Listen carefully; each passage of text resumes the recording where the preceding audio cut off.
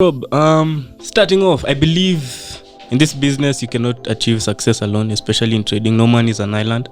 You need a team. It's all about teamwork at the end of the day. And to go to my first point, the pros. Okay, pros of being, let's say, in a team or in a community. Or let me more or less say even a team. Like the way you've seen the three of us, as we were a team of 3, we used to be a team of 5, came down to a team of 4, came down to a team of 3, and I think 3 is a perfect number. But because let's say if you have an argument, 2 people opposite each other, kuna mtu katikati anaweza come kusema which direction maybe. But anyway, that's just on another side. So to me, number 1, before even I go into the deep about trading advantage, it first depends with the type of relationship you have with the forex traders around you. Okay, so depending on whether the team you have is people for open-mindedness, people for growth, people with determination, passion, that really determines. If you're in a group of someone who's not hardworking, lazy, you're around a forex team, yes, but it'll be very hard for such a team to move ahead. You're more likely to be demoralized. Exactly. So depends on the team you are. So make sure you're looking at the team you are. Like we were talking with Ken yesterday and he was telling me I may realize the 5 people you hang around pia utakuwa aggregate up to an average of who they are. So before you even get into a team, make sure the team is of competent people. So to go to my first point, I believe first there are 2 types of teams, okay, or even communities. So let's say like us, we were the first type I'm going to talk about. We were all green, we didn't have no one to guide us. Then there's another team or a community where you join, where there's someone who's been in the industry and he's going to teach you now. Okay, so there are different advantages and disadvantages of both. I'll talk about them the more we continue. But starting off now, my first point, like us, we were a team of, we didn't know anything, no one knows anything. Tunaanza at the same level, doing research, no one is at the top of us, we are all at the same level. So we were really, and especially the relationship now we had, the 3 of us, we are very open-minded. You respect each and others. You know, we can be at the same level, but Emina sema Ken pia fikiriangi, I won't listen to him. Okay, because this time we are all doing research. Ken is telling me, hey, teach me what you've learned. You look left structure leads clue. Me, I'm teaching you. Taras gets pivot points. He's teaching us. So we're all listening to each other with curiosity. We really want to learn. So I think there's an advantage to that because we get to research about a lot of vast things and then we come and conclude. And that's how we were able now to write this book. Okay, so that's how we were able to write this book. We all did a lot of things differently. We came together. If you come to our office, you'll find a board. We have a board on the wall. And that board, we had it since we started in the house. So we used to discuss with one another. So you do a lot of research and then you come now together and compile. Okay, Taras, you've been trading pivots. What's the advantage of that? Ken, you've been doing trend lines. What's the advantage of that? Caleb, you've been doing patterns. What's that? So there's faster growth. You get this faster growth. You're all learning at the same level. So you're all, especially if the 3 or whatever number of team you guys are, especially if all of you want to really grow together. Najua kuna ile unasema hey, Ken ndo mzuri hapa, endo mzuri, Ken, you do all the hard work. Okay, but the fact that all of us 3 want to become great traders, we want to grow. So that was the first advantage I have. So at a group level, peer level, you greatly elevate one another. So as we didn't know anything, trading is tough. Ken can easily give up. Taras doesn't know anything. Caleb is just starting off. So the fact that we were together, we were a good support system for one another. You know, unlike if you come to a group of where there's someone at the head, I think I'll talk that more advantageous. The guru more or less is telling you what to do and what not to do. Now, us, because we didn't know what to do or not to do, yes, it's a harder journey, but we get to learn a lot.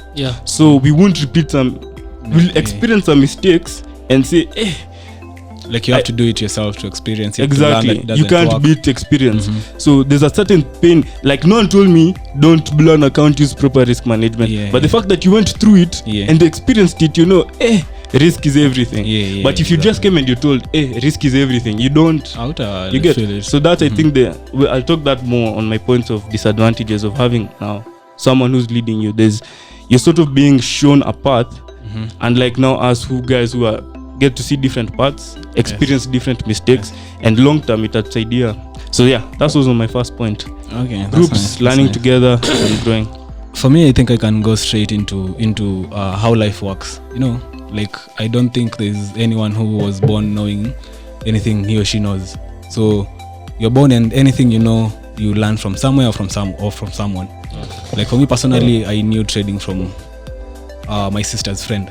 So it was just a story actually that this guy's trades.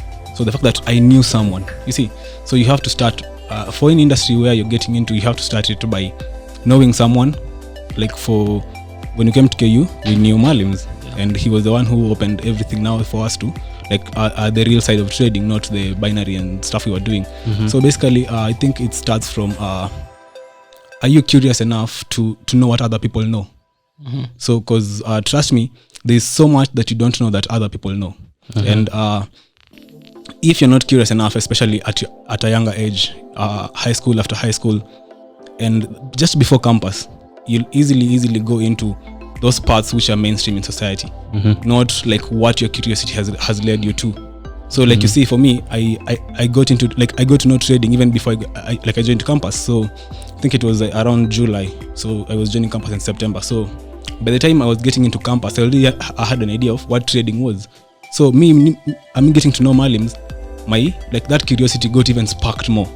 So I believe for me it starts from how do you get to know trading. So some people get to know trading, I think most people get to know trading from someone else, right?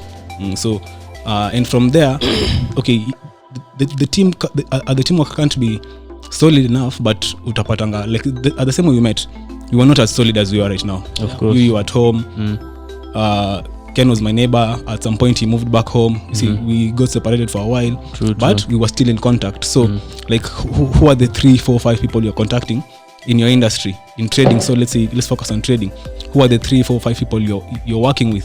It doesn't have to be like us, you're working daily in the office, but just sharing resources. Because I remember that time, I'm not sure if it's Malims or Ken who found the book in the library, but they immediately told us, go to the library and pick a certain book from this certain shelf.